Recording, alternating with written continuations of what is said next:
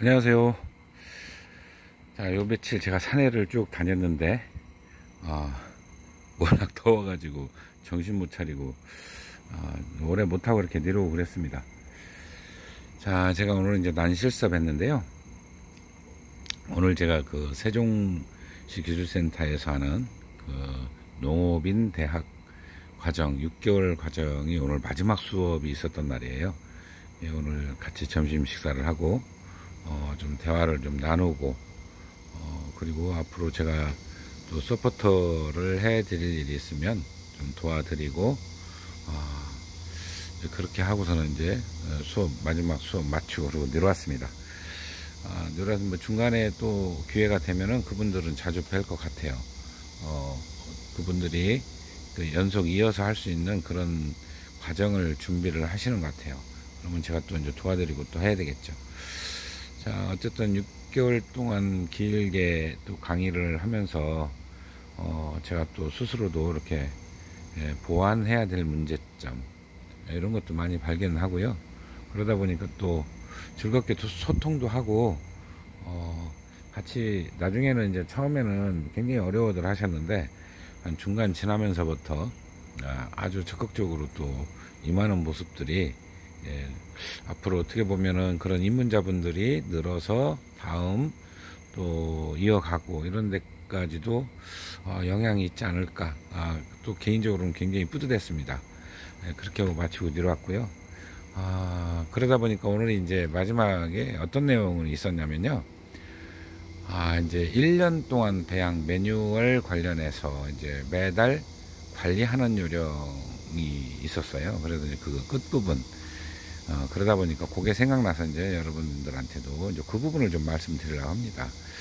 자, 이제 혹서기가 지났습니다. 오늘부터 명확하게 아침 기온이 대략 22도, 3도. 그러면 갈수록 더 떨어진다는 얘기죠. 자, 이제 아침 최저 기온이 20도. 이달 말쯤 가면은 18도, 16도까지 떨어질 가능성이 있어요. 그러면, 자, 이제 가을 시비가 시작될 때죠. 혹서기 끝났으니까요. 그러면 이제 무기질을 줄 적에도 저질소 또는 무질소가 들어가기 시작합니다. 또 유기질 마찬가지죠. 유기질도 질소분이 함량이 낮은 거를 선택해서 비료를 줘야 되죠. 그리고 또 한 가지 이제 분갈이 또 시점이 됐죠. 분갈이를 해서 또 필요한 뭐 분주 분갈이를 한다든가 다음 전시에 관련해서 모양을 잡아서 또 분갈이를 한다든가 이런 것들이 있을 겁니다. 역시 약식 분갈이도 똑같이 또 있을 거고요. 자, 그러면은 아주 적정한 시기가 이제 어떻게 보면 오늘부터라고도 하지만 다음 주부터 준비하셨다가 하면은 딱 맞을 겁니다. 그러면은 온도도 제법 낮아지고 아직 광량이 물론 이제 해는 짧아졌어요. 확실히 짧아졌으니까 그래도 9월, 이제 8월 말, 9월, 10월, 11월 달까지 자랍니다. 11월은 이제 초까지 자라는 데가 있고 중순까지 자라는 데 있고 그러면은 비료량이 많이 들어가는 시점이 9월, 10월이겠죠. 예, 8월 말도 뭐 이제 지역 편차는 있겠지만 그래도 그때쯤 되면은 비료량이 많이 들어갑니다.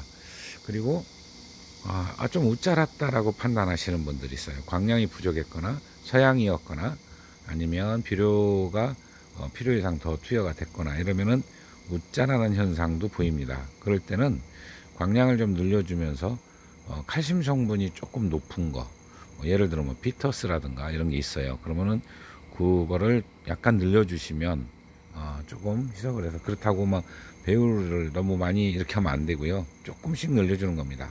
그렇게 하면 그 웃자람도 좀 막을 수 있고요. 그 다음에 더 튼튼하게. 자, 칼슘을 제가 계절별로 줄 때 주는 이유 중에 하나가 웃자람도 있지만 봄에 냉해 예방에 굉장히 많이 도움이 되더라는 말씀을 드린 적이 있었죠. 이런 것들이 필요한 시점입니다. 그렇게 하면 좀 멀리 내다봐서 내년 봄쯤에 올 수 있는 냉해를 예방하는데도 굉장히 도움이 된다. 올해 냉해 굉장히 심했죠. 잘 관리하신 분들도 한 번도 냉해를 자기는 경험하지 않았는데 이번에는 냉해를 입었다라는 말씀을 하신 분도 계시고요. 그러니까 굉장히 많이 당황을 하세요. 냉해를 경험하지 않은 분들이 냉해가 딱 오면은 깜짝 놀랍니다. 이게 뭔지. 그러니까 이제 그만큼 우리가 라니냐나 엘니뇨 뭐 이런 현상들이 있을 때 당혹스러울 정도로 일기 변화가 심하다는 뜻입니다. 예, 한 번도 경험해보지 않았다 그러면은 그분들이 20, 30년 켜봤는데도 불구하고 그랬다는 거거든요. 그렇다면 그런 것들이 앞으로도 또 올 가능성이 있다는 뜻이죠.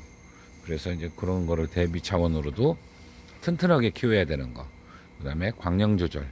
너무 적은 것도 안 되고 너무 많으면 좀 수명은 짧아지지만, 예, 그래서 이제 광 보상점, 포화점 이런 말씀 드리죠.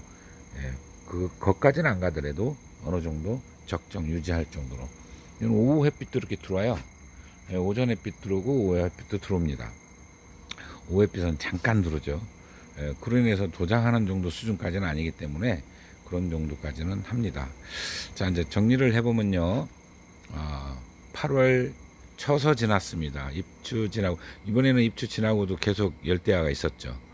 보통은 입추 지나면 찬바람 난다라는 건데, 이번에는 열대야가 있었습니다. 자, 이제 처서가 지나니까 곧바로, 그 열대야가 없어졌어요. 그러면 야간 온도가, 주간 온도는 아직도, 29도 내지 30도, 남부지방은 32도까지도 올라갑니다. 예, 그런데 거기는 또 거기에대로 적응이 되니까 큰 문제가 될 것 같지는 않습니다. 또 중부지방은 내륙은 해안은 29도라면 내륙은 30도에서 32도 사이까지 가요. 내륙이 더 높습니다. 예, 이런 거는 적절히 환기를 통해서 온도는 높다 하더라도 난초가 부담을 느끼지 않을 정도가 됩니다. 환기만 적절하게 잘 시켜주면. 자, 그러면 비료, 가을. 전반기 기료는 보통 7월 달에 끝나지만 후반기 우리가 비료는 8월 말부터 준다고 생각하시면 됩니다. 그러면은 비료 주는 게 이제 방법이 달라지죠. 무기질이나 유기질을 동시에 주는데 저질소 또는 무질소가 줍니다. 를 줍니다. 그러면 분질을 해놔서 작은 묘들, 다 크지 않은 묘도 그렇게 주느냐? 그거는 이제 질소를 좀 높여서 봄에 사용한 거를 섞어서 준다든가, 아니면 봄에 줬던 비료를 그냥 준다든가, 이렇게 하시면 됩니다. 따로 주면 되는 거죠. 이렇게 하면은 무난하게 잘 자랍니다.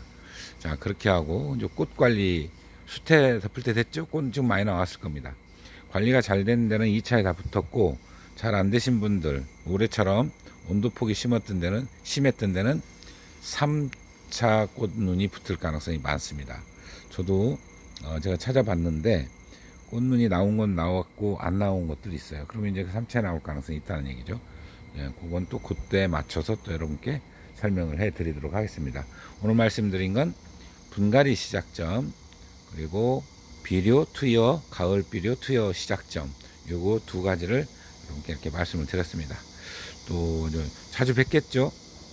제가 강의가 일단 세종시 강의 끝나고 그 다음에 이쪽 목요일 금요일 제가 공부하는 내용도 끝납니다. 이번 주에 끝나기 때문에, 그러면 제가 이제 산에 갈 수 있는 시간도 늘어났고 배가 엄청 나와 가지고요, 주변 사람들이 깜짝 놀래요. 제가 한 6개월 동안 산에를 자주 못 갔더니 나온 건 배밖에 없어요. 이게 다른 게 나와야 되는데. 자, 다음 시간에 또 뵙도록 하겠습니다. 감사합니다.